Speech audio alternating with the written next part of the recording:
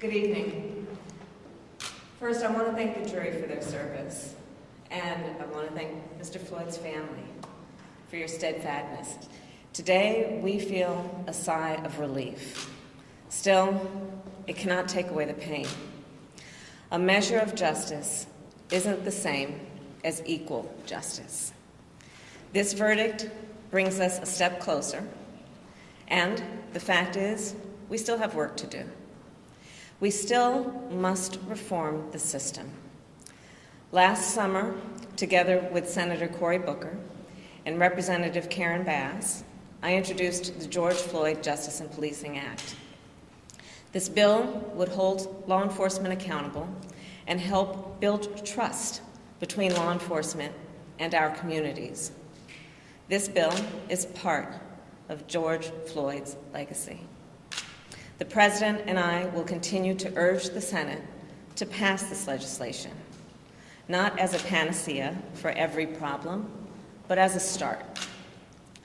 This work is long overdue. America has a long history of systemic racism. Black Americans, and Black men in particular, have been treated throughout the course of our history as less than human.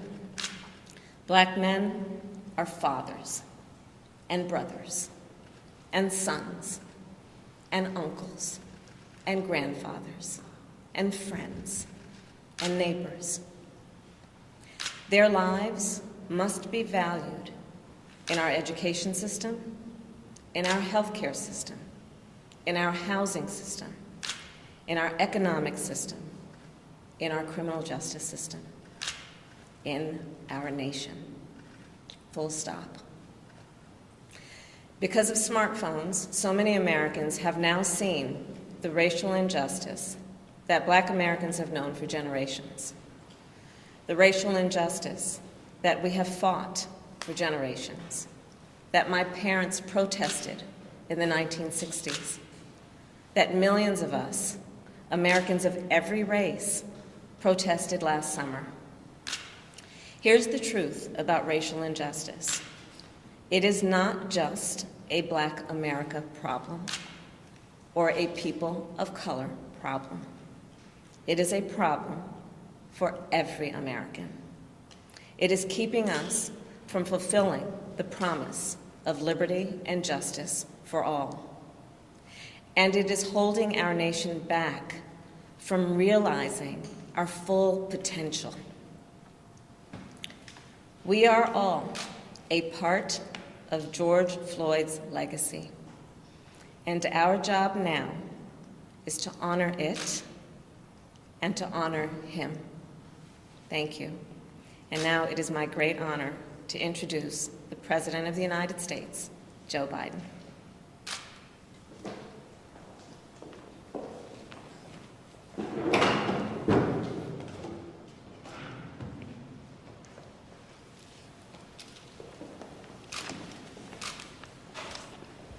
Today, a jury in Minnesota found former Minneapolis police officer Derek Chauvin guilty on all counts in the murder of George Floyd last May. It was a murder in the full light of day, and it ripped the blinders off for the whole world to see the systemic racism the Vice President just referred to. The systemic racism is a stain on our nation's soul. The knee on the neck of justice for Black Americans. Profound fear and trauma. The pain, the exhaustion that Black and brown Americans experience every single day. The murder of George Floyd launched a summer of protest we hadn't seen since the civil rights era in the 60s. Protests that unified people of every race and generation in peace and with purpose to say enough, enough, enough of these senseless killings. Today's verdict is a step forward. I just spoke with the governor of Minnesota, who thanked me for the close work with his team. And I also spoke with George Floyd's family again. A remarkable family of extraordinary courage. Nothing can ever bring their brother, their father, back. But this can be a giant step forward in the march toward justice in America. Let's also be clear that such a verdict is also much too rare. For so many people, it seems like it took a unique and extraordinary convergence of factors. A brave young woman with a smartphone camera, a crowd that was traumatized witnesses, a murder that lasts almost 10 minutes in broad daylight for ultimately the whole world to see.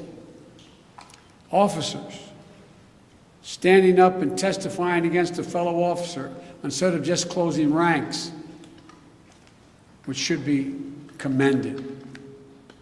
A jury who heard the evidence, carried out their civic duty in the midst of an extraordinary moment, under extraordinary pressure.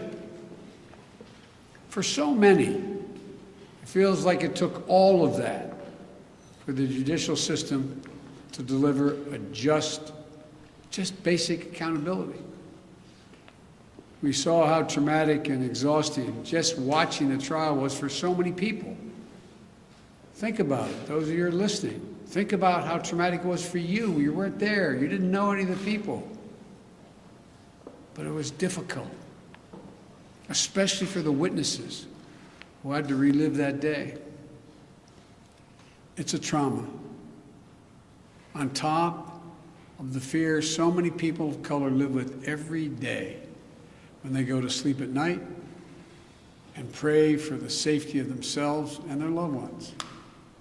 Again, as we saw in this trial from the fellow police officers who testified, most men and women who wear the badge serve their communities honorably. But those few who fail to meet that standard must be held accountable, and they were today. One was. No one should be above the law. And today's verdict sends that message. But it's not enough. We can't stop here. In order to deliver real change and reform, we can and we must do more to reduce the likelihood that tragedies like this will ever happen and occur again. To ensure that black and brown people, or anyone, so they don't fear the interactions with law enforcement, that they don't have to wake up knowing that they can lose their very life in the course of just living their life. They don't have to worry about whether their sons or daughters will come home after a grocery store run, or just walking down the street, or driving their car, or playing in the park, or just sleeping at home. And this takes acknowledging and confronting head-on systemic racism and the racial disparities that exist in policing and in our criminal justice system more broadly.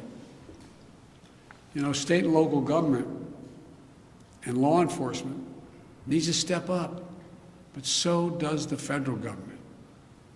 That's why I've appointed the leadership of the Justice Department that I have, that is fully committed to restoring trust between law enforcement and the community they are sworn to serve and protect. I have complete confidence in the Attorney General, General Garland's leadership and commitment. I've also nominated two key Justice Department nominees, Vanita Gupta and Kristen Clark, who are eminently qualified, highly respected lawyers who have spent their entire careers fighting to advance racial equity and justice. Vanita and Kristen have the experience and the skill necessary to advance our administration's priorities to root out unconstitutional policing and reform our criminal justice system, and they deserve to be confirmed. We also need Congress to act. George Floyd was murdered almost a year ago. There's meaningful police reform legislation in his name. You just heard the Vice President speak of it. She helped write it.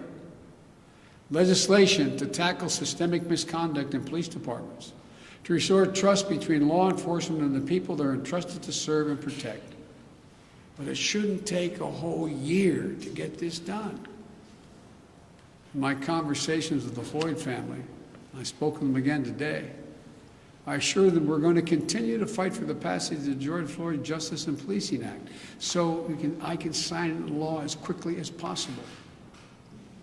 There's more to do.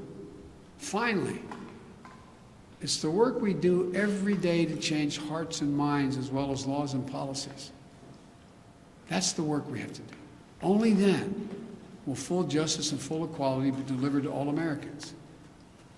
And that's what I just discussed with the Floyd family.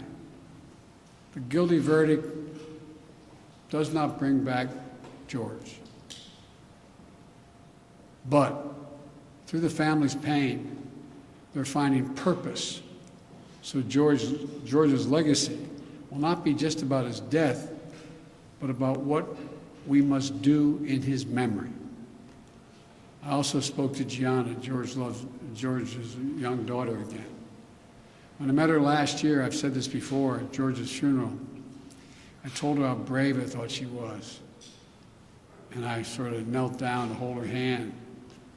I said, Daddy's looking down on you. He's so proud.